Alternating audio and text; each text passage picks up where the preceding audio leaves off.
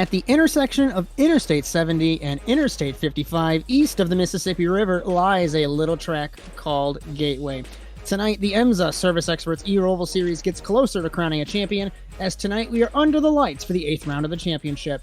Paul Crone comes in with an immense lead over Ian Lane, and with 3 wins in the last 4 races, looks to get closer to sealing the first Drivers' Championship in EMSA history.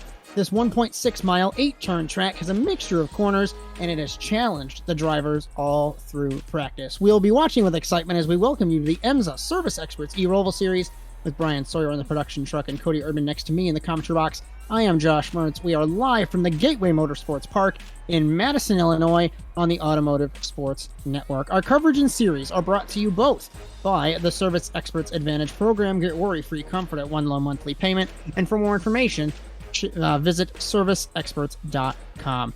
You just arrived here, Cody. I have a question to ask you, and I know you won't have an answer, but we are at a track that uses another section of 3 and 4 of the oval, but this track's slightly more banked than New Hampshire. My question to you is, how will that banking affect slipstreaming through 3 and 4 down the front straightaway? I think it's gonna be crucial, especially since the line is kind of right as we're watching on Paul Crone here. It's a really long run going in, and just honestly, the oval itself, 3 and 4, this track's kind of laid out like Darlington, just a flatter version of it, but also the straightaways are a lot longer.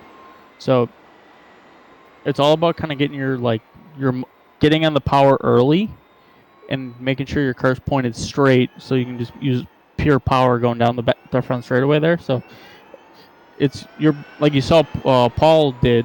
He ran real wide, and then he kind of cut it down on the exit of 4 to straighten out the corner, so he gets that max launch as we're kind of coming up back to this section here. We'll see if he kind of does it. Yeah, he's going to run wide, keep it running nice and wide here, and then he's going to cut down and do a late apex, and this way he'll get a nice launch going all the way down the front straightaway. So I'd imagine the slipstream will be kind of a key point of it too, and then you got to make sure when you're coming into turn 1 here, it's kind of like Homestead in a way where you have to make a left, and then it's a harder left-hand corner. So kind of a mixture of a couple tracks we've dealt with so far this season.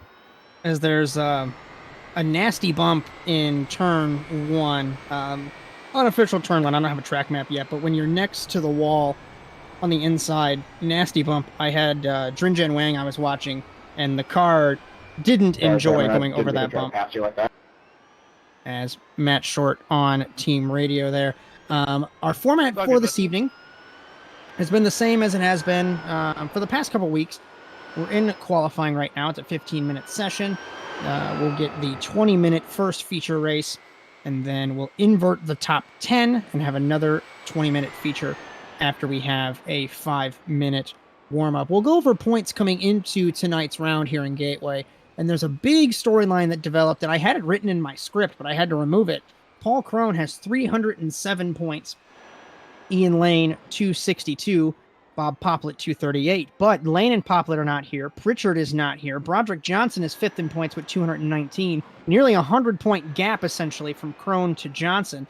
So while the championship won't get clinched this evening, we are very close to getting it clinched early because Paul Crone has been the only driver to race every single race while you were dealing with what you were dealing with, Cody. Bryan and I took a look. The only car to run the entire season, and it really just proves how important it is, regardless if you're good or not, showing up to every single race. Every point matters. Yeah, just consistency, and even just showing up to the track consistency, and let alone just being consistent on the racetrack. He's been probably our only consistent podium finisher throughout each race, I would say. Even when we had the longer stint, how we had in the beginning of the season, that we switched to this kind of double 20-minute races, he's been, I would say, probably the most consistent of being top 5 for sure, if not on one of the steps of the podium on each race, let alone just one. As Broderick Johnson currently fastest by 0.2 of a second over Matt Short in car number 35. We take a look at Johnson into turn 1, and that's going to be a talking point as his lap just got maybe a little ruined by Steven Gibson, as when you exit the pit lane, it spits you right into the braking zone of turn 1, as currently looking at Matt Short in the 35. He's in front of Steven Gibson in the 43. And what's interesting about this infield section here in Gateway, it's a chicane, a little straight, and then a tighter chicane, and then a very long, deceiving hairpin, basically a hairpin, kind of a double apex 90 right. It's multiple layers of corners into a final hairpin back out onto the oval. So we had many guys have some issues through practice, and we're going to look and see if Matt Short can take the fight to Johnson. What's interesting is Jin Wang not close to pole position like he was the last couple weeks, Cody. Yeah, I just wonder if this track, I'm not sure if he didn't do enough practice time in beforehand, or just something with this track maybe not clicking. Who knows? This is kind of a tighter track. There are a little bit more technical spots, but also, as we saw there, the curbs are a little bit bigger. I don't know if the last couple tracks really didn't have any curbs to deal with, so just little things. He's probably just not agreeing with them, so, and with his driving style. And hopefully he'll be able to find some speed. Is Johnson and his teammate Short. He's running P2, so again for the second week, he's been really quick. As 10 turns on this track, we look at Jin Wang in the 61 through the turn 5 and 6 chicane, rounding as turn 6, the second part of the chicane, also this very long corner, and into turn 7. And an exciting layout here in Gateway, and certainly going to be a wonderful race this evening for the EMSA Service Experts eRoval Series. Next week, I want to let everyone know we are going to have an ASN on-demand show of the Atlanta race, as next Sunday I will not be available. I am going to a concert that evening. So Bryan Sawyer is going to record all the cameras, all the graphic work for me, ship it my way, and I'll have myself and maybe Cody, maybe we could put that together. We'll have a call on ASN on demand for that one. So at worst, it'll be Tuesday, but I'm aiming for Monday. Just keep an eye on the ASN YouTube channel for that one. So Jin Wang still sitting 5th, as we have just about halfway left in this session, and nobody has gotten a faster lap time yet. Broderick Johnson 56.0, Matt Short 56.2, Nate Seifker 56.2 as well. He's half a tenth away from Short in the 35, and Paul Crone in the 38 sits in 4th, just ahead of JJ Wang. As Gibson's moved up to P6, kind of he was pretty fast at Rockingham the last couple of weeks, and now he's up to P6. See if he can possibly gain a couple tenths. Seems like the top 4 kind of set themselves away from the rest of the field.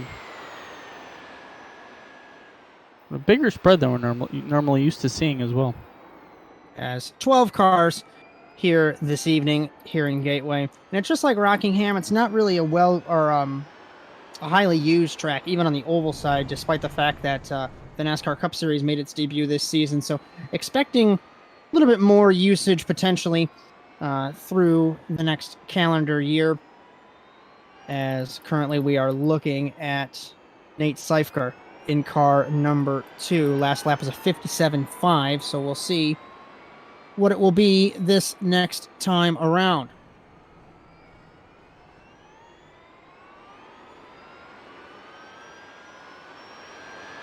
Broderick Johnson still sits P1. P2 is Matt Short. Matt Short's rounding turns 3 and 4 of the oval. We're looking at Seifker in car number 2. He is right behind his teammate, so the 2 TWR cars are going to cross the start-finish line. 56.420, 4 tenths down. Seifker beginning a lap in car number 2. It's one track that I did not test, but just watching these guys, these 2 chicanes, differing speeds you'd have to carry through, and then turn 6 and 7. Turn 7, very long corner. As we're on board Seifker right here, you notice he kind of clipped the grass on the left after the first hairpin, or after the first chicane. Got to really cross up. Good driving by him. So, yeah, that's another thing too. With how flat this infield is, it's kind of hard to see where that corner is like leading to. and where the edge of your edge of your runoff is for the corner. So I could imagine why like someone like Wang is kind of struggling a little bit on just having a hard time seeing where you're supposed to be going, let alone just kind of and then try to be pinpoint exact on where you want to put your car. So I'd imagine that this is probably why we're seeing the lap times spread out a little bit. As Crone goes up to P2 with a 56 flat, just 2 thousandths underneath Broderick Johnson.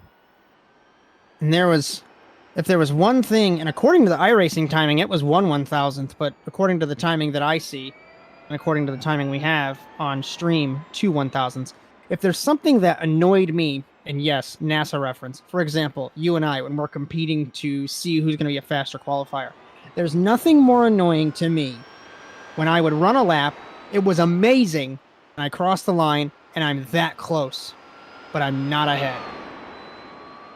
It was very upsetting to me because sometimes you put all you have into that lap and that's all you have nothing left. But Paul Crone looks like he's going to immediately not have a cooldown lap unless he has. We'll have to see sector times through turns 1 and 2, through turns 3 and 4, attacking the curb, turn 3, missing the curb, turn 4, 5, and 6, not going as far to the right as I expected. Rounding 6 into 7. I don't know about this lap here, Cody. We'll have to see lap times. It just doesn't look like he's in full attack mode. I wonder if he's just trying to let the tires cool down, kind of run an extra lap and let the tires cool down and then kind of get back after it. Maybe he didn't like the run going into 1 or something. That could be possible. Because he's taking the long, swooping NASCAR 3 and 4 here. Keeping it real low, unlike the other drivers have been. Running out kind of wide, though. Through 9 and 10 of the road course, 3 and 4 of the NASCAR Oval. That lap was a 57-1, so definitely maintaining or letting his tires cool down to turn 2. Hits the curb, pushes wide, uses all the track on the exit, including some of the grass, through 3 and 4. Messy entry into 3. Car around in front of him. It was Cameron Henn in car number 5. Sector times look competitive compared to Broderick Johnson, but we'll just have to wait and see. He actually lost a couple tenths to Johnson in that second sector on that fast lap.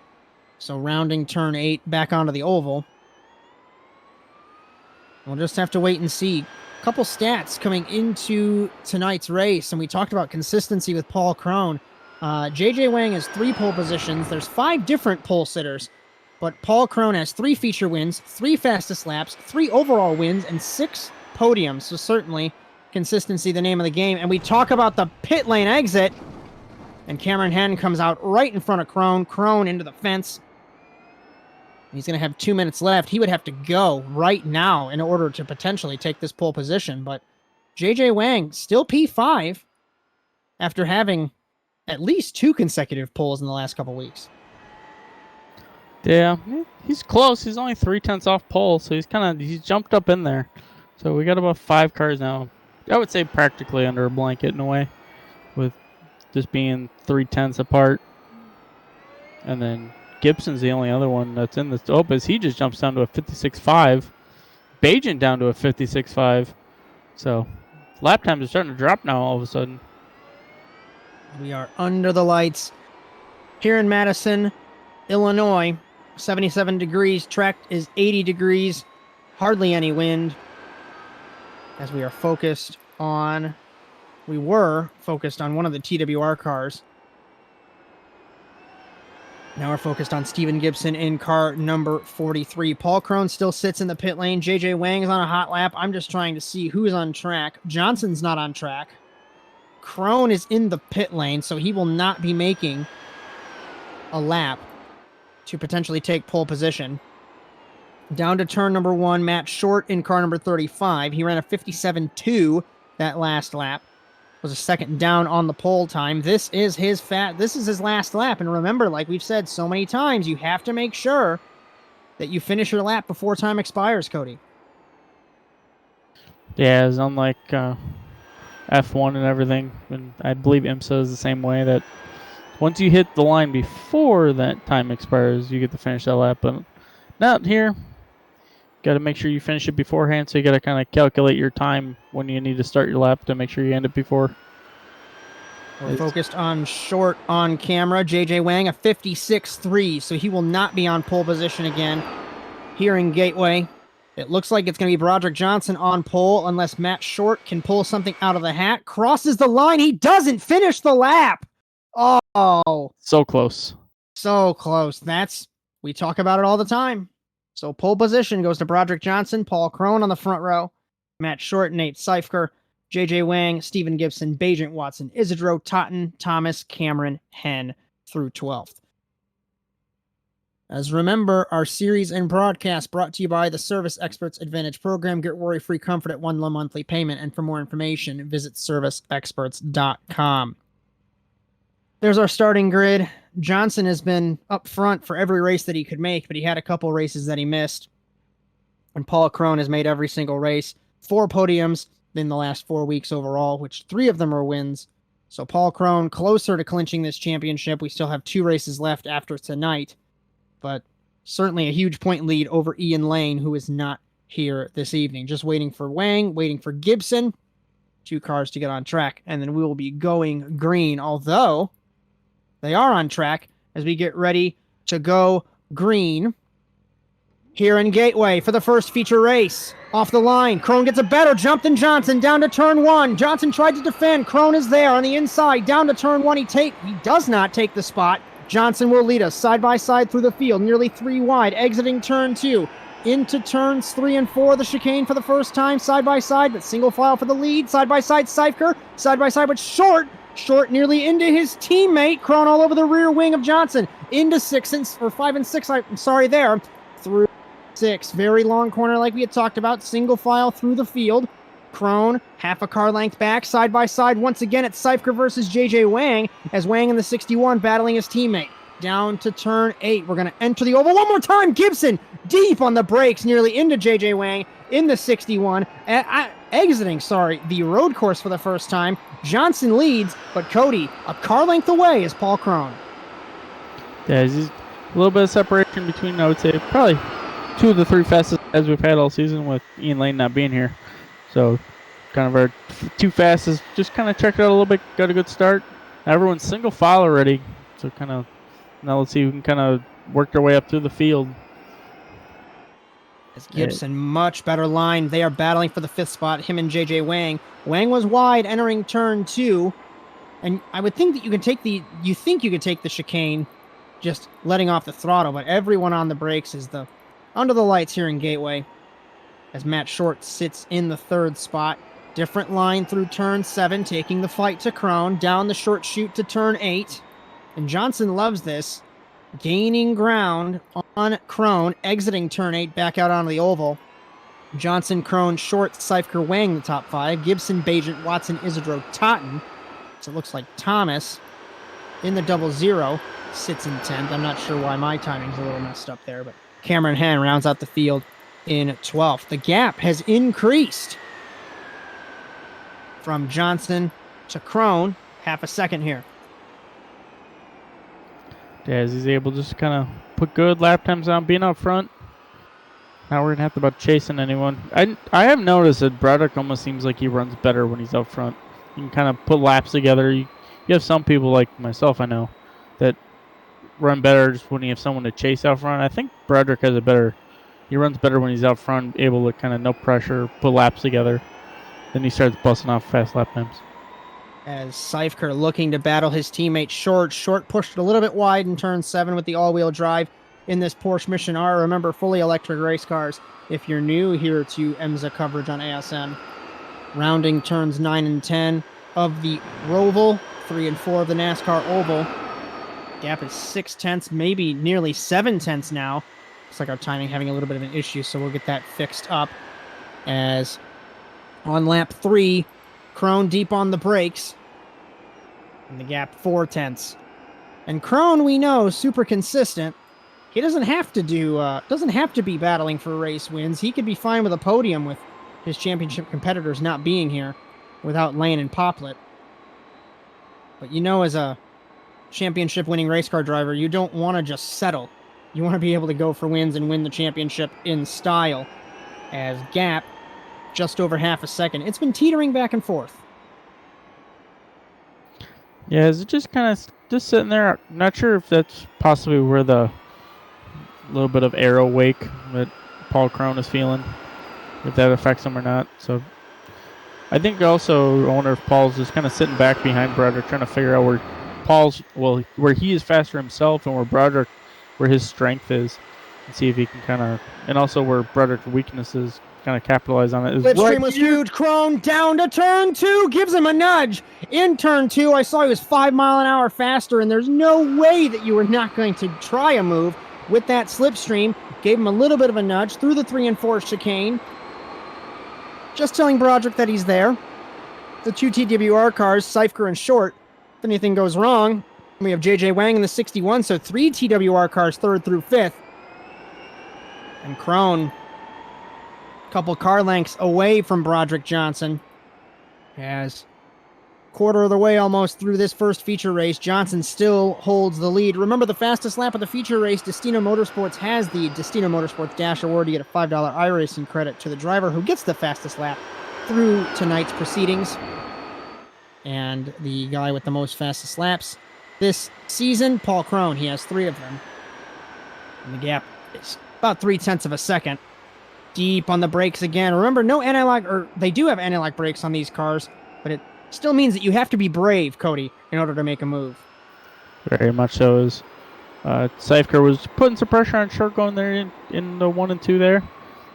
Just didn't do anything of it. These 4 have checked out a little bit from Wang. Wang was kind of...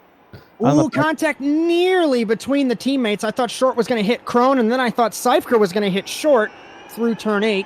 Continue. Sorry. Oh, good. Oh, good.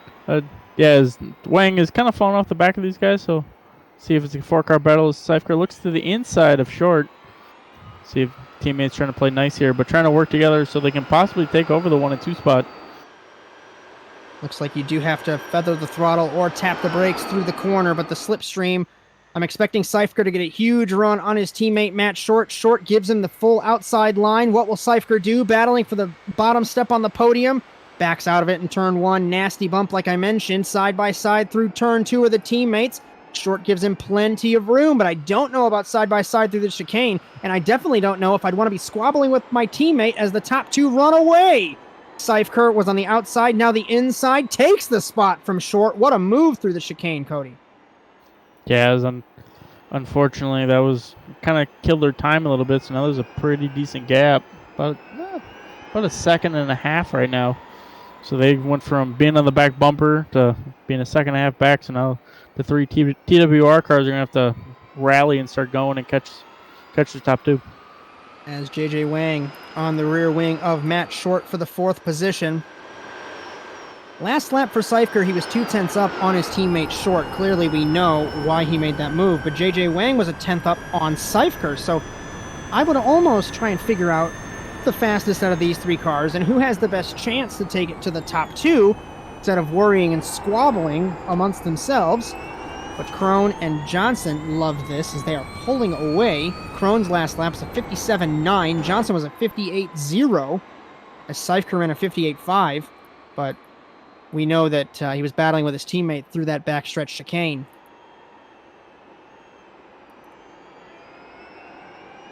Not much going on through the back end of the field as Crone still battling with Johnson.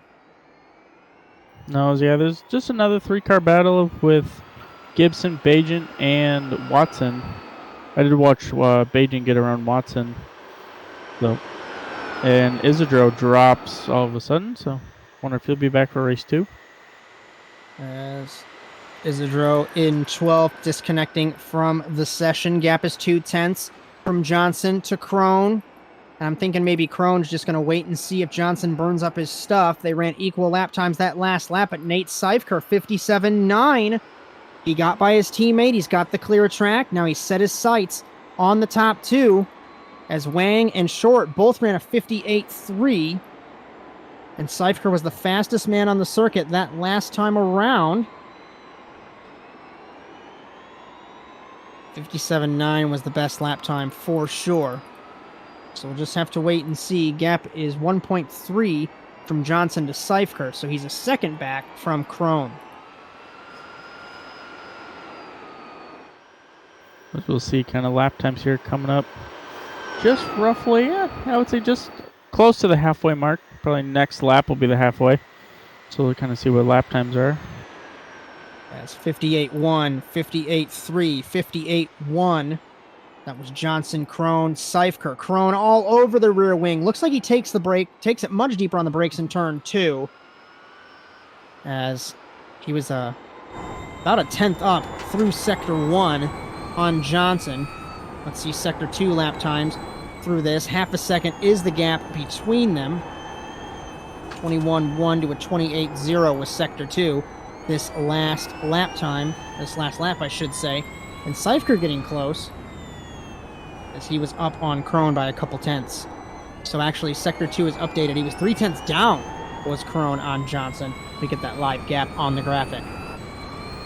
As Seifker is able to reel these guys in slowly, I think he's going to be just on the edge of the slipstream here of Krohn.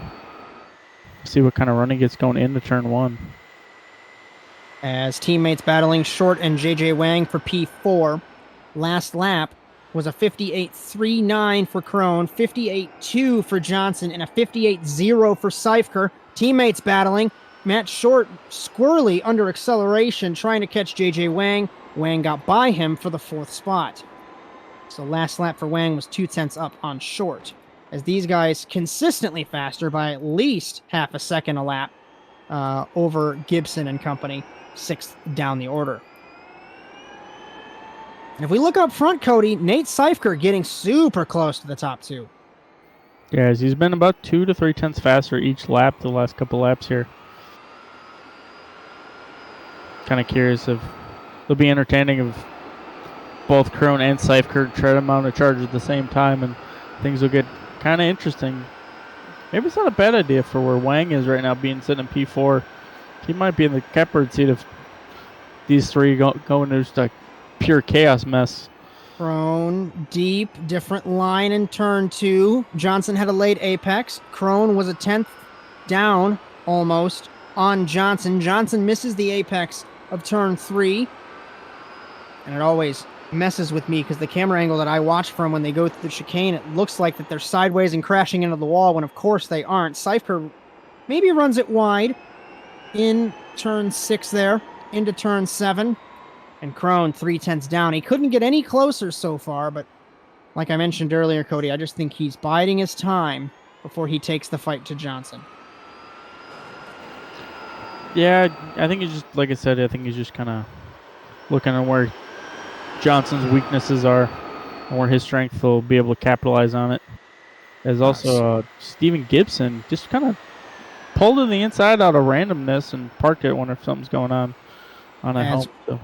Krohn was a 10th up on Broderick Johnson, but the crucial thing, they were identical lap times in Sector 2. They ran a 21.267 through the middle sector. We'll see what they look like. They lapped identical in Sector 1, so these guys on a charge. Johnson trying to stay ahead of Krohn.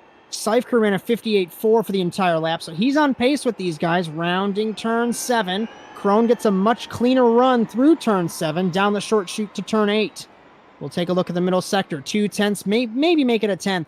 From Johnson to Krohn was the difference. Krohn was faster. Exiting turn 8, down into 3 and 4 of the oval. Johnson runs it a little bit higher, using the banking to his advantage. Gets the banking, just like you mentioned in the opener, running a different line to carry the momentum down the front straightaway. Last lap, Krohn was still about a 10th and a half up into turn 2. And Cody, being an oval racer, how important is it to get that momentum through the banked corners like that?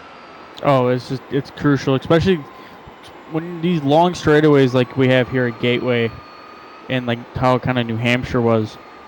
It's pretty much a drag strip, so you want to have like pure maximum speed, as we see Cypher here just underneath our scoring tower. It's just right on the back wing, is able to catch up on the Krohn. So yeah, you just want to have like pure max speed at the end of the straightaway, so it's super crucial to be on the power early as possible, but just not too early where you're going to clobber the outside wall. So it's a real fine line, and different lines will help you be able to do that.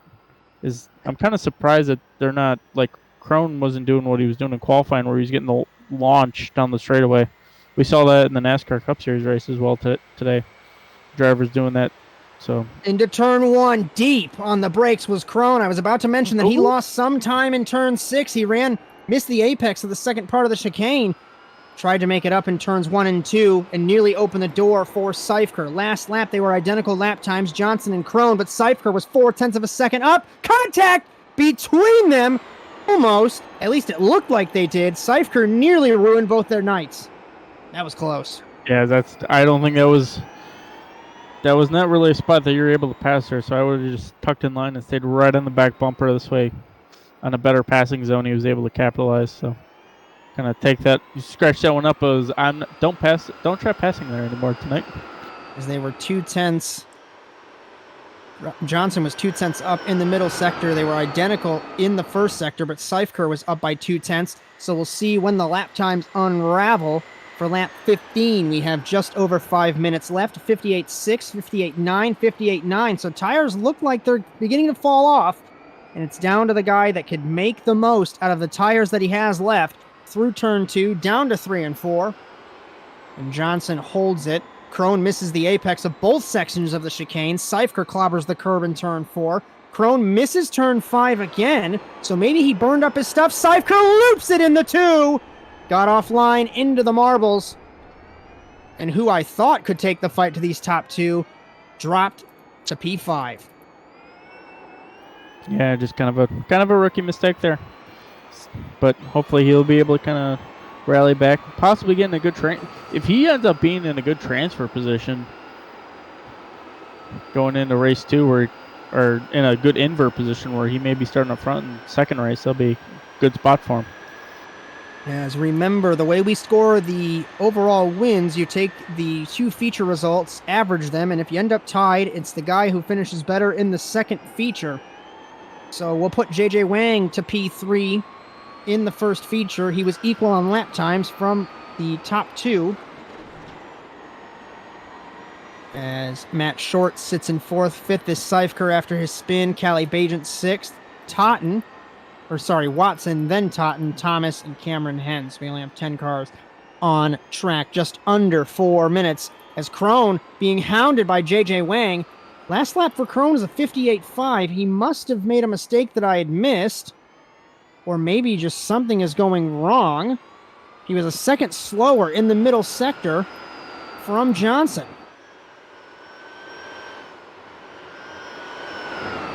Not sure exactly what is happening there, but Broderick Johnson certainly loves this. Gap is now a 1.5 seconds from him to Krohn. Yeah, not exactly sure. I was kind of gap extended, although Wang now all of a sudden, wonder if possibly, I know this track on the oval side of the track, tire wear is crucial, so I wonder if Wang was just kind of saving his tires. Now he's trying to mount a charge here, destroying these curbs though. These curbs are kind of big. Krohn was 0.3 up on Johnson that last time around through sector 1. Johnson looks like he pushed wide in turn 7, down to turn number 8. Johnson v. Krohn. Krohn was a second down that last lap, given that middle sector shenanigan that he had. But he's gaining the ground back up. The gap was a 1.5 seconds. Now it's back down to 0.5 seconds, 0.75 seconds. And Junjin Wang, JJ Wang as he's known, sits just over a second to the race leader. As beginning lap number 19, 2.5 minutes left to go in the first feature. Last lap is a 59.1, 58.1 for Krohn. He gained the gap back that he lost, and a 58.1 for Wang. This race is not over.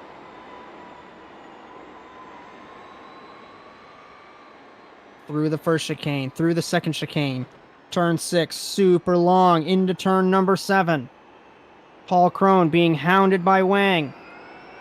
Broderick Johnson onto the gas.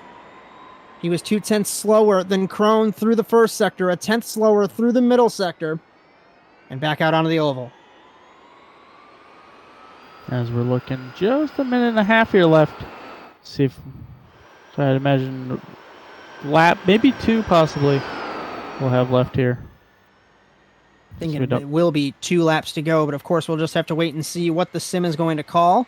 Barney does not throw the white flag for sure. Krone has a couple laps left, deep on the brakes again. And I think that's the best spot to make a move, unless you can slipstream someone through 3 and 4 of the oval. I think turn 1, or technically turn 2, is going to be your best shot. Wang, deep on the brakes, got a little squirrely entering turn 3, got thrown off by Krone's line through the chicane. And Krone was half a tenth up on Johnson through the first sector. Through turn 6, through turn 7, we'll see sector 2. It's under half a second.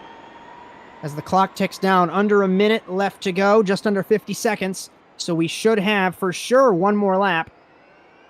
But this one should be it, a car length. Make it a car length and a half, maybe 2 at the worst.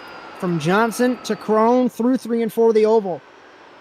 And like I mentioned, Cody, I think this is going to be his shot. Yeah, if I was Broderick, I'd be watching for any Hail Mary that Krone throws here going into turn 1.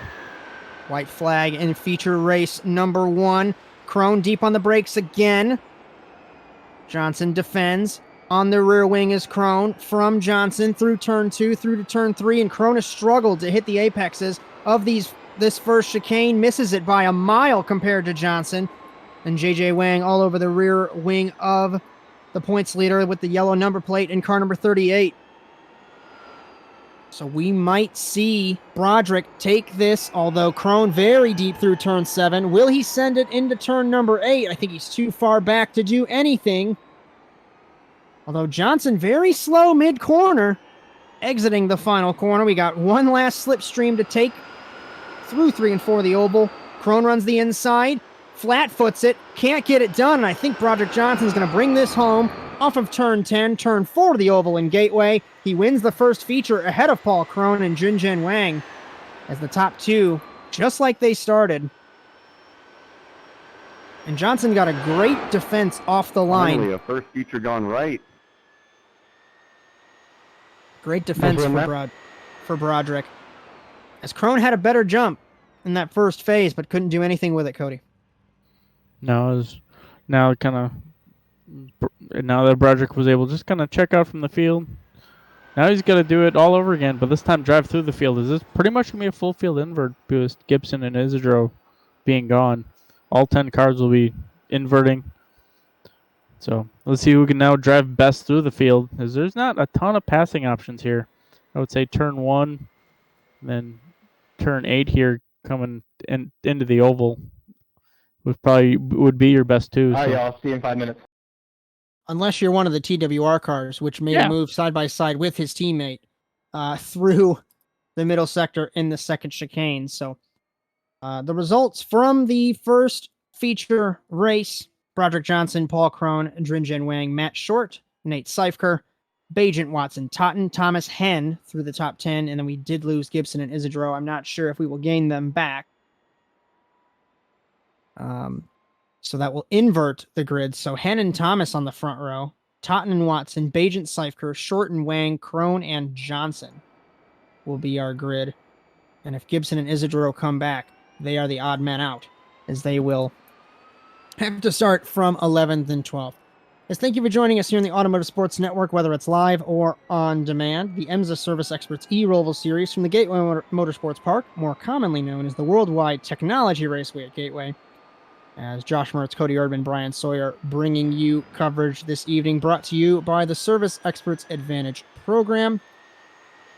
Get worry-free comfort at one low monthly payment. For more information, visit serviceexperts.com. Remember, next week in Atlanta, we will have an exclusive broadcast on ASN On Demand. Worst case, it will be Tuesday, but it should be Monday, as I have a concert to go to that Sunday. I didn't realize it was on a Sunday until I already bought the tickets, which I should have probably paid attention to, but I digress. So it will be me, maybe Cody Erdmann, and Bryan Sawyer will still, in a way, bring production to us. It'll be delivered a little bit more differently to us, at least. As we're going to go over points before they came in to this evening here in Gateway. There's no Ian Lane, no Bob Poplet, and there's a huge gap as a result for Krone down to Broderick Johnson. As remember, Jordan Pritchard, our winner from Daytona Beach, He had his surgery that was required, so we all wishes to Jordan Pritchard for sequential sim sport. He is in 4th. But as a result, it's almost a 100-point lead from Crone to Johnson. And Crone, if Lane and Poplet don't show up next week, unofficially, I think he's going to clinch this championship. He's the only car to race every single race. He has finished on the podium overall for the last 4 weeks. 3 of them have been wins.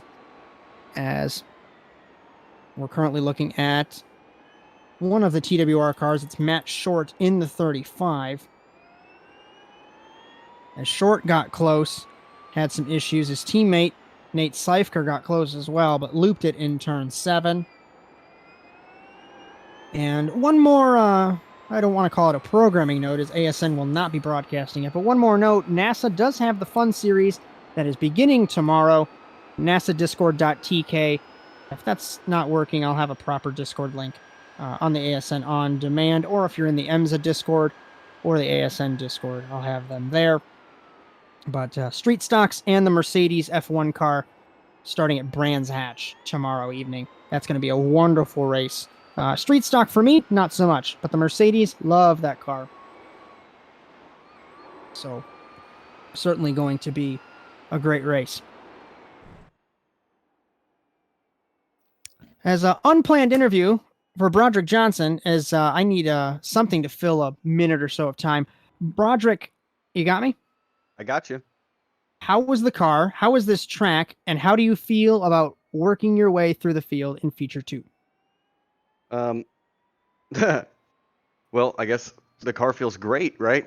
I shouldn't have any complaints, but just trying to think about my game plan here. Do I send it or not send it and wait for everyone to crash? Because with my luck, nobody would crash. But just glad to be back after missing last week. I got some ground to make up on Mr. Crone, so doing the best I can. But him finishing second ain't helping me out. As Cody, if you're back, I don't know if you are back. Yes, Do you have anything real quick for Broderick before we let him go? Just congratulations on the Feature 1 win, and good luck on Feature 2. Hopefully you can be able to drive through the field. I know, Paul Crone, he's been kind of the master of doing it with this kind of format that we've had. So good luck, and hopefully we'll be able to talk to you later tonight. Yeah, hopefully. Hey, real quick, what's the fastest lap so far? I don't have an answer. Broderick, as Bryan Sawyer does confirm that you have it, Mr. Johnson. Cool. Just keep it that way, and hopefully I'll see you guys later. 57.604. There it is. Good luck, buddy. Appreciate it. As we get ready for our second feature race here in Gateway, as remember, our grid is inverted from the Feature 1 results. So Cameron Henn on pole position, Dylan Thomas in second, Totten and Watson, Bajent, Seifker, Short, Wang, Crone, Johnson, the top 10. As Gibson and Isidro, we lost early in feature race number 1, and I'm not sure if they are back. So I think we're only going to have 10 cars. Remember, our coverage and series brought to you by the Service Experts Advantage Program. Get worry-free comfort at one low monthly payment. And for more information, visit serviceexperts.com. As we are here in Gateway for round 8 of the Service Experts eRoval series, Josh Mertz, Cody, Erdmann, Bryan, Sawyer on ASN Live on Twitch or on ASN On Demand on YouTube. Either way, thank you guys for joining us. We have a couple seconds until we get ready for this second 20-minute feature here in Gateway.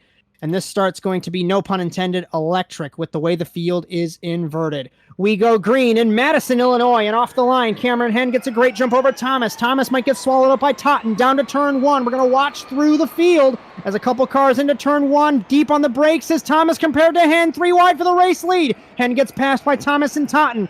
Thomas nearly gets hit by one of the TWR cars. Contact nearly between JJ Wang and Bajent. Into turns 3 and 4 of the chicane, 3 wide. One car blinks out. It is our race leader. Henn over the curb into Short, and one car, it's Jinjin Wang. Leading currently is Dylan Thomas, Seifker, Totten, Watson, Matt Short, Henn, Bajent, Johnson, Wang, and Crone as they are down the order through turn 7, down to turn 8. Thomas leads Seifker on the outside. Totten sneaks there, peeking. Watson sits in third. The inside of Totten. Out on the oval for the first time. Really squirrely under acceleration is Seifker. As the top 2, Johnson battling with Henn. Henn has fallen down the order.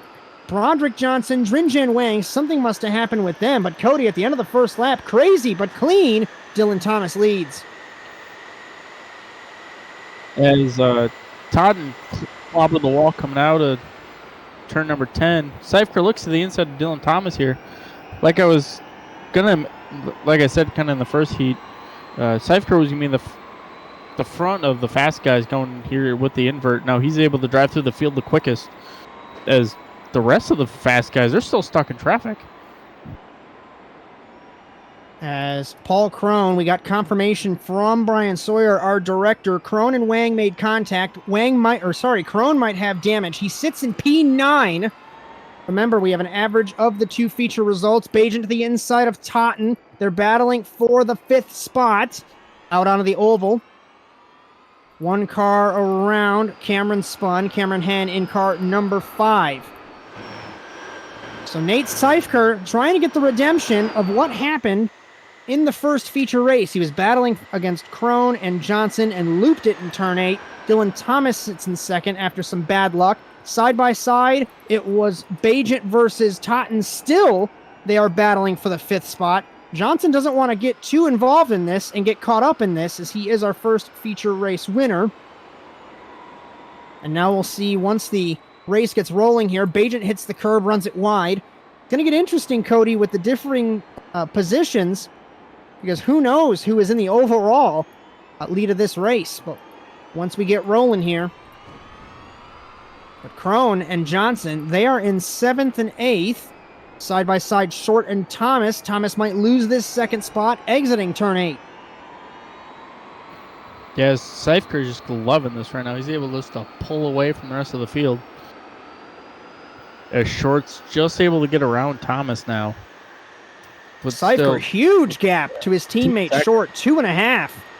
Fastest lap for Seifker, 57.4. I think that's the fastest lap of the evening. Correct me if I'm wrong there. Throws it in deep underneath Thomas. Contact nearly. Wang snuck to the inside of Krohn. Thought he could make it stick. Couldn't. And the 61 is around.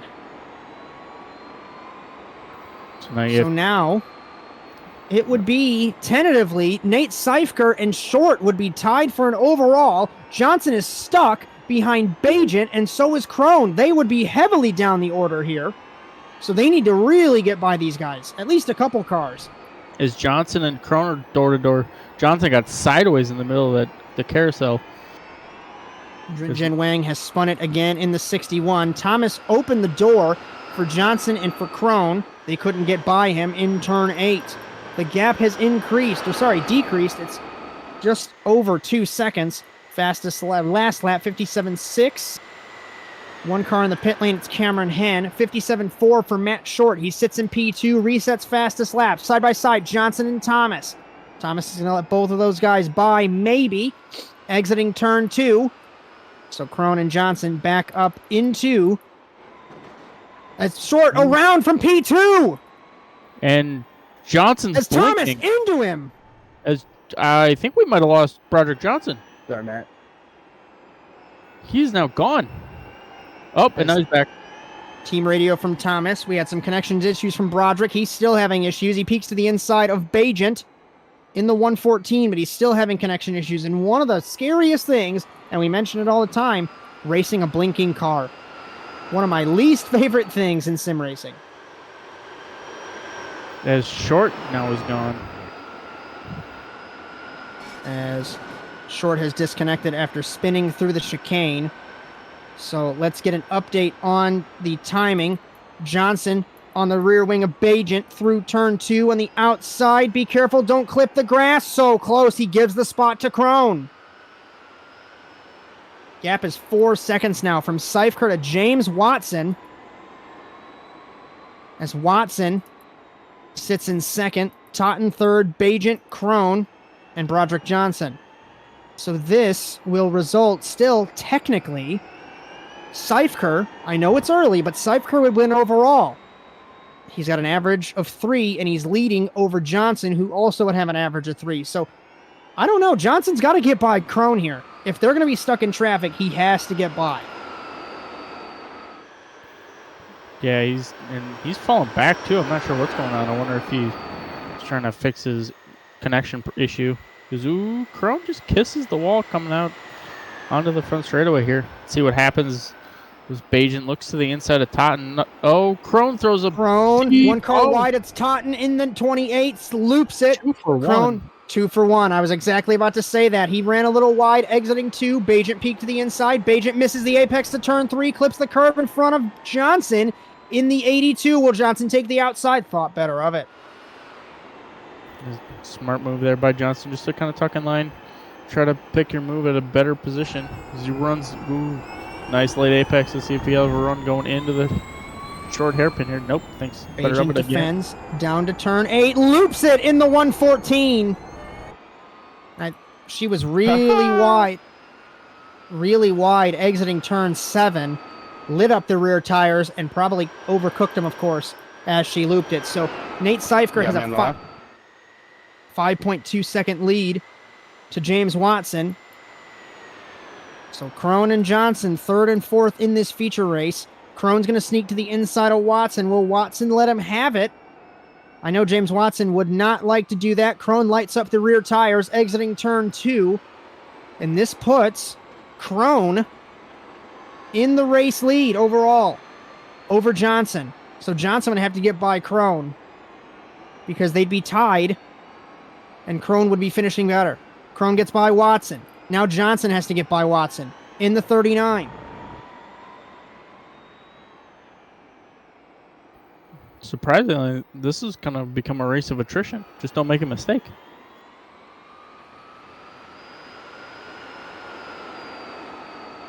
As Watson sits in 3rd. Crone just under 6 seconds to Nate Seifker, but you don't have to win this second heat race, or second feature race. You just have to finish ahead of your competitor, Broderick Johnson. So Seifker, Crone would be an average of 2, Seifker would be an average of 3, Johnson would be 2.5 if it ended like this. But what would be, well, it wouldn't be crucial because Johnson would still be behind Crone through turns 3 and 4. Watson wide in turn 4, 5 and 6 as we look from high above. And I know we talked, I don't think you were here yet, but Bryan and I were talking about, we loved the strategy about the one feature race, but there's something about, you have a calm first feature, you invert the field, and the second feature is chaos as the fast guys try and cut through the field, and it's spectacular to watch. So, Crone is ahead of Johnson. When this updates, that will put Johnson on an average of 2, but still behind Crone. So he has to get by Crone to win this race. It doesn't matter where they are, but he has to get by Crone. Yeah, we'll see if he's kind of got a good gap there, about a second roughly from Crone to Johnson. See if Broderick will be able to kind of reel him in as he was stuck behind Watson there for a lap. And honestly, that's why a lot of the short tracks do it, where they play the invert game. So it makes racing really entertaining watching the fast guys. It's one thing just to kind of jump out front and run away, but make the fast guys try to drive through the field in the chaos. That kind of it shows who's a good driver and who can manage your stuff and able to navigate traffic. As we're not missing anything up front, although the gap just under 5 seconds. Crone was 4/10 up on Seifker that last lap, but Johnson lost quite a bit of time to Crone that last lap. As remember, we lost a couple of guys at the beginning of this race. Isidro and Gibson, they did not take the green flag for this second feature, so 10 cars. Matt Short we lost after he spun in turn 4, so 9 cars, and Cameron Han had some issues on lap 1. So Seifker leads by 4.5 seconds over Crone. Johnson was 2/10 up on Crone the last lap. He sits in 3rd. Then it's Watson, Bajent, Wang, Aaron Totten, Dylan Thomas, Cameron Han, and Matt Short. So Johnson and Crone, this is the battle for the race lead like we've talked about, and it's really the battle that we have and that we will be focused on as Broderick Johnson trying to upset Paul Crone, as Crone has had a huge run of momentum the last 4 weeks. 3 wins and then a 3rd place. as he comes closer to the championship here in EMSA. It was a slow time by Crone that last lap, 58.6. Seifker and Johnson both ran a 58.1, so not sure if he just hit a bad section of corners or tires are starting to go on them. We'll see what the lap times are this time by. Crone was fastest in the first sector over those two. He was a 10th up on Seifker, 2 tenths up on Johnson. Let's check through the middle sector. It was a 21 dead for Seifker, 21 dead for Crone, 21.2 for Johnson, as sector 2 line is just before the turn 8 hairpin, and then 9 and 10 through the oval will get the completed lap. As just like that, we are over halfway, and this second feature race does go very quickly given the action that we have. And remember, next week on ASN On Demand from the Atlanta Motor Speedway in Hampton, Georgia, definitely myself, maybe Cody Erdmann, and Bryan Sawyer behind the scenes, of course, bringing you coverage of the EMSA Service Experts eRoval Series from Atlanta. We close out the championship in Charlotte on the 27th, so that'll be a great race as well. Last lap, 58.1 for Seifker, 58.2 for Crone, and a 58.4, let's make it 58.5, for Broderick Johnson. And Johnson, once again, has to get by Crone in order to win this race overall, Cody. Yeah, he's been trying. That last lap, first lap he's had slower than Crone the last couple laps, so probably just missed the apex or something. See what he's able to do. Although, I was thinking, we've got a couple cars sitting in the shop that one driver's out with an injury, and since we're not having to commentate the day of the race, I'll have to hop in one of these things and have it for a spin for one night. You can for sure do that. And if we have to do the weird third person like we would in NASA, that's okay with me. I'm thinking we're gonna. It's gonna be the first time where I'm gonna, because I know you're kind of used to doing the third person, but I'm gonna have to do the third person for the first time. This should be interesting. It's a weird experience, and people ask me, how can you do that? You can kind of forget about what you're looking at, especially when I would race the day before. I don't know. It's just you put yourself in a scenario of you're just watching what you see instead of knowing what happens, and it's a weird one. Last lap, 58.2. Crone and Johnson were equal on lap time. Seifker was 2 tenths up. He looks like, might be a commentator's curse, but he looks pretty destined to win this second feature race. If it were to end right now, he would have an average of 3, which it would put him, he would be on the podium overall. But the battle, as we look at Bagent versus Wang on monitor here, battle is, of course, Crone versus Johnson. We'll keep that updated. JJ Wang in the 61 behind his teammate Callie Bagent, slipstreaming down the front straightaway. Turn 1 is this left kink. Turn 2 is the hard braking zone to turn into turn 2, I should say, just like it was in Homestead in Florida. If we can stay on board with JJ Wang. Turn 3, turn 4, heavy curb for the 61. Bagent clips the grass as the brake lights lit up on JJ Wang in the 61. Didn't want to run it wide. Bagent in turn 7, very wide. Deep into the corner is Wang. Lighting up the tires mid-corner is Bagent. So easy to do with the all-wheel drive of these Porsche Mission Rs. And into turn number 8, Watson in front of his 2 team cars. And like we mentioned in one of the NASA shows, I asked James Watson, I said, you have like 12 cars in NASA. Do you have team orders? He says, absolutely not. So I trust that it would come across into this series as well. So if you're Bagent or Wang, what's going through your mind if you're faster than the team owner? Try to beat him. Don't hit him? Try to beat him. Yeah, but just don't hit him. Don't hit him. It'll be a bad day. Yeah. Don't dump him, but try to beat him. That's all I would have to say. That when I row with my guys, I want them to outrun me, but just don't wreck me. That's all I ask. As Seifker 10th up on Crone versus Johnson. Johnson and Crone were equal on lap times that last time around.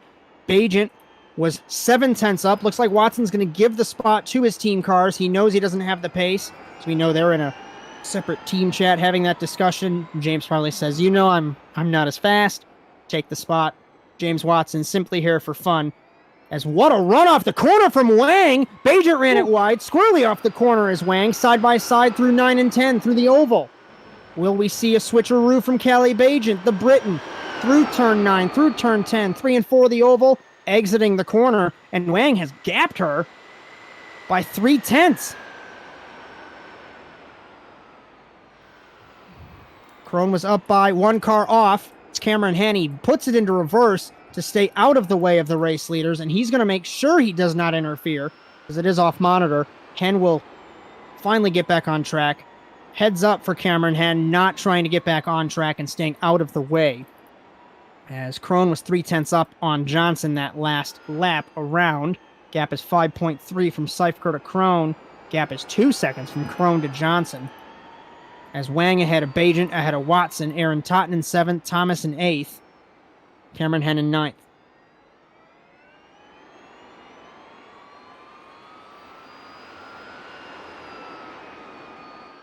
It's an impressive run for Nate Seifker.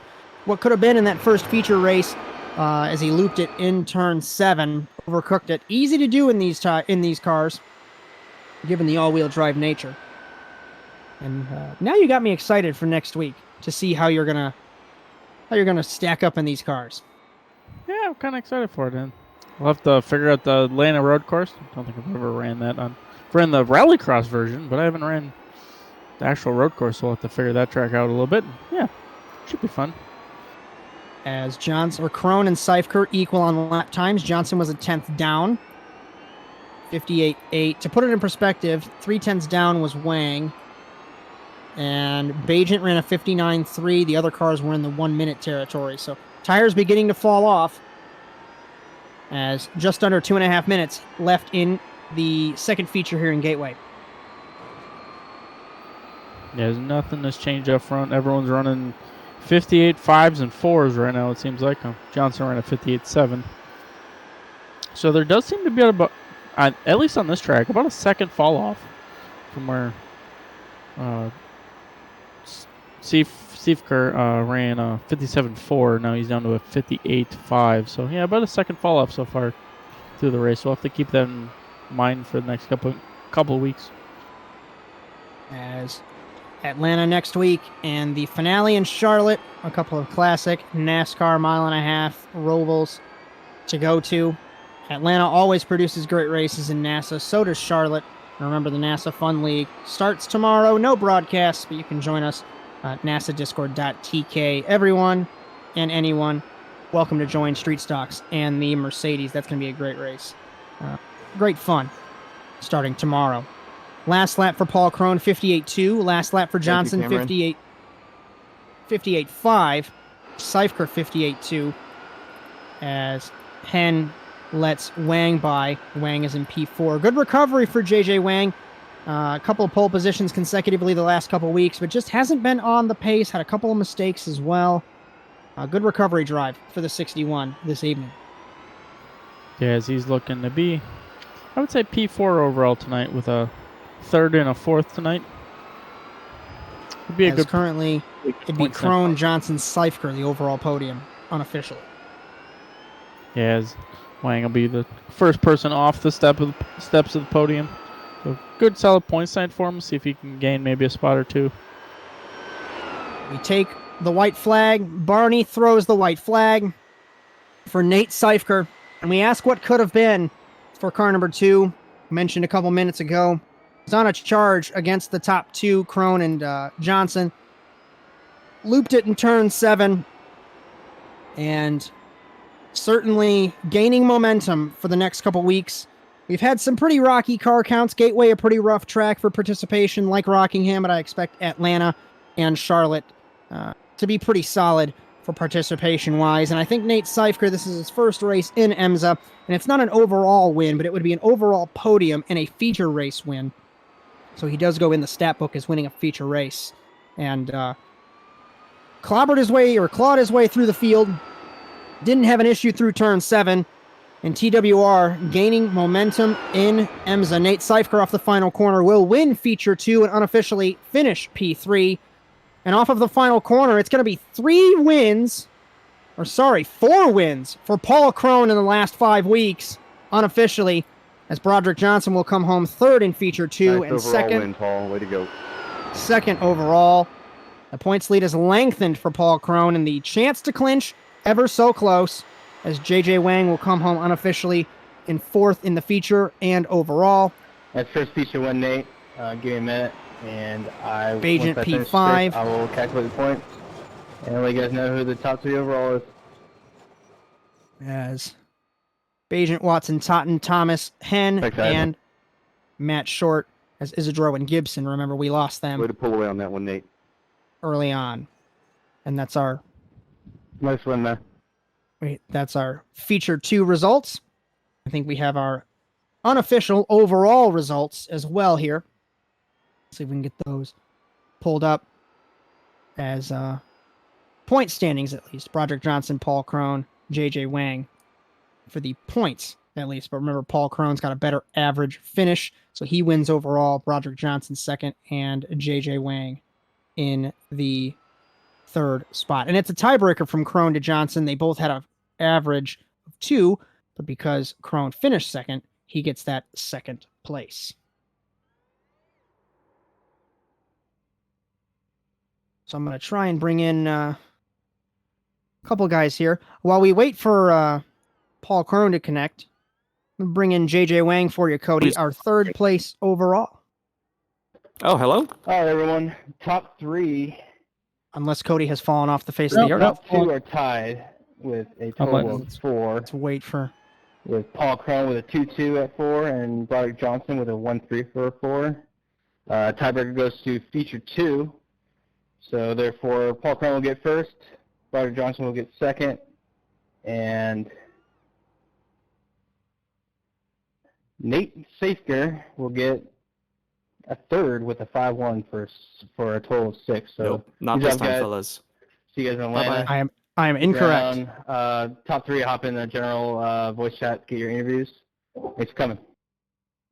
I'm really good at doing quick math, and it's been a long day, and I have to be up at 5 a.m. So we're going to bring in Nate Safker.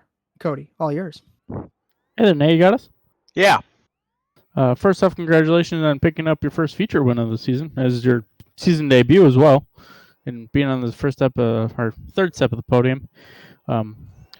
So first feature, you were kind of running up right on the back bumper of the 2 leaders. Anything you wish you would be able to bring back from that one? Not spin. That's the starter. Yeah, I was just coasting, saving the tires there, and I just kind of got sort of decided to push. I was way quicker than those 2, and because they were running their tires a bit harder than I was, and I can't remember which car it was. Whoever was running second that first feature, he had a little different line for a certain part of that infill section that threw me off, and that's what caused me to go off there. So that was a little frustrating, to say the least.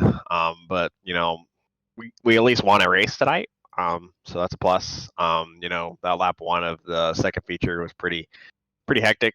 Had to make some money moves to make it work, but it worked. That's the overall thing, and came away with a decent night overall though.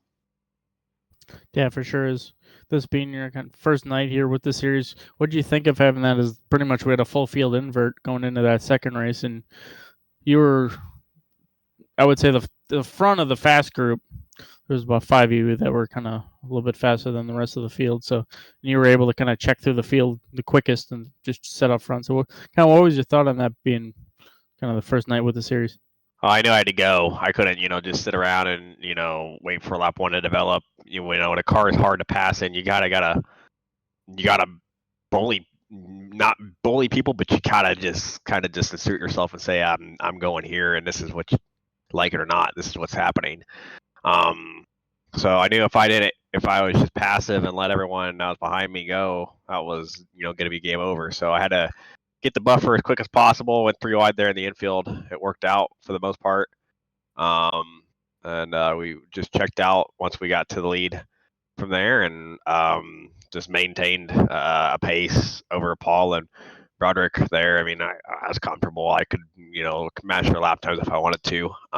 So we'll take it. That's the result that I think was the best result possible after the feature.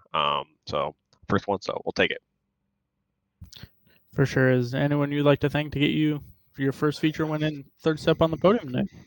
Yeah, I want to thank TWR, those guys that are in the room there. Taught me a lot about the car. First time I bought the car yesterday. I didn't know anything about this car until literally yesterday. So thank you to them.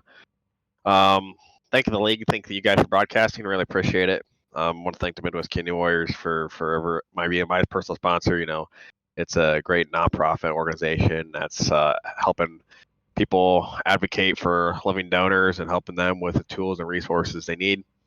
It's the MidwestKidneyWarriors.com. Check them out. And then last but most important today, unfortunately, I lost a coworker, a really good friend of mine today, unfortunately, or last night. So, you know, that was a difficult one. That was for him. But we'll go from there. As thoughts and prayers out to their families. But we thank you, and hopefully we'll see you next week in Atlanta. Awesome. Appreciate it.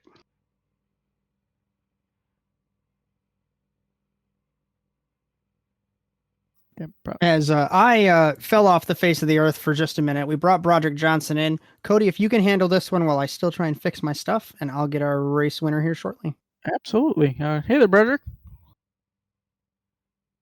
Maybe. Mr. Johnson, you got us?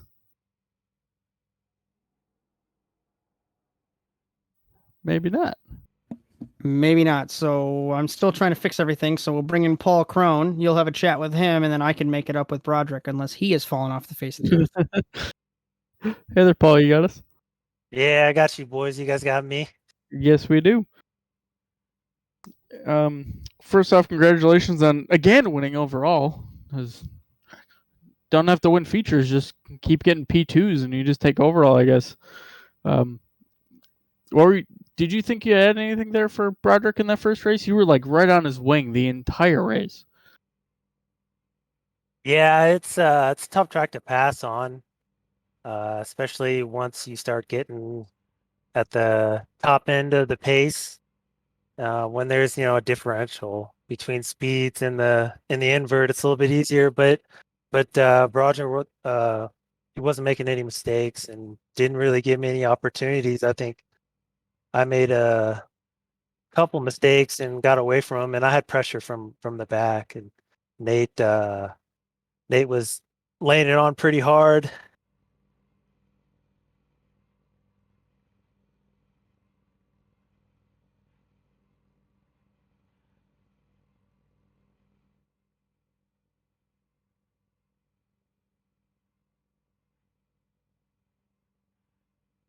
I don't know what happened.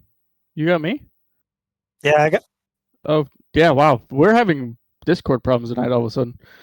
Yeah, you just kind of cut up mid-sentence there. Huh. Yeah, I don't. Yeah, Yeah. might be on my side, but it's That's all good. been happening. Yeah.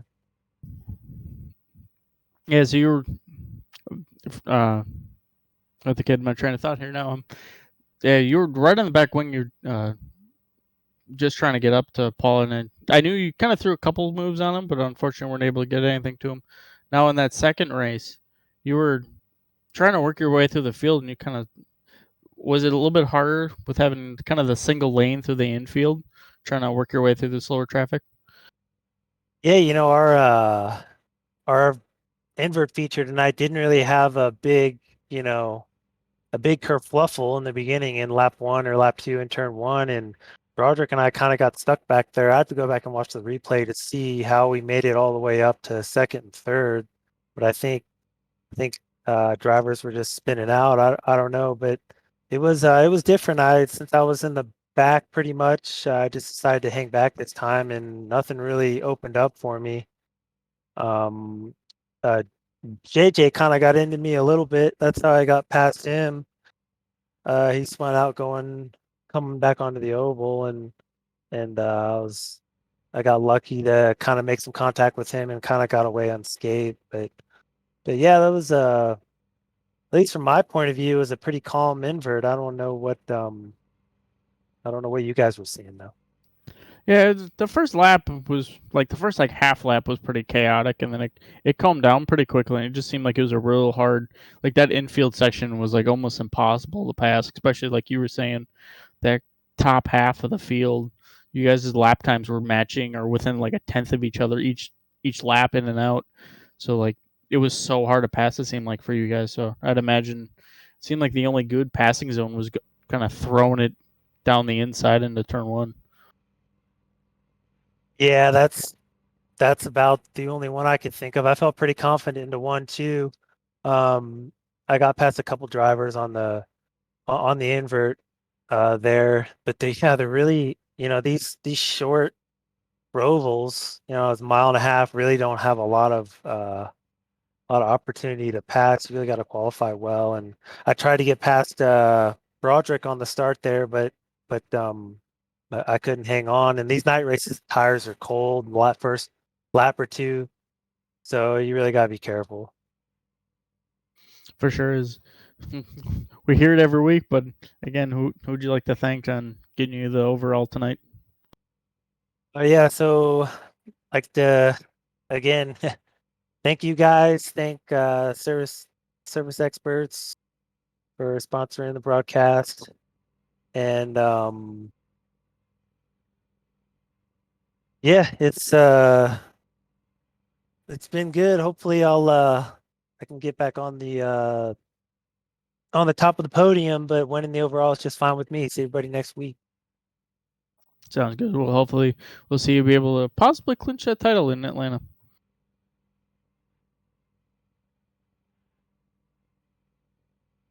I'm gonna try and bring in Broderick one last time. You got us, Broderick? I have you. As P2 overall, it was had a really good run in the first feature, but the second feature not so much. Talk us through your evening overall.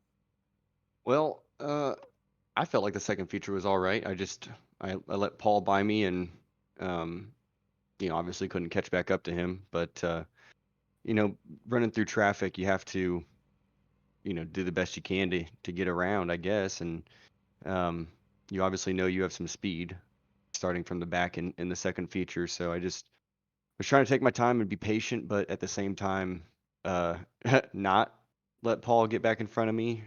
So successful at one, failed at the other, but overall pretty happy because I'm leaving with the most points tonight.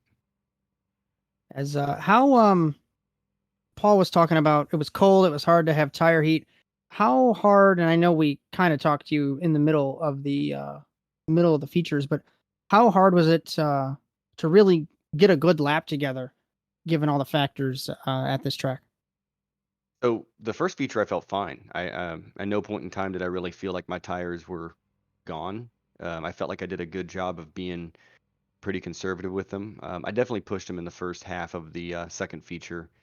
So once I kind of it was just Paul and I was trying to cool them down a bit, get some tire back in them, and maybe go back after him, but just couldn't catch back up after doing that. So I think being behind other cars in the dirty air doesn't help it either. So that's really the only issue I had with tires tonight. I didn't really ever feel any big moments, loose moments, or anything like that. So I don't know. Maybe I'm too slow to figure that part out.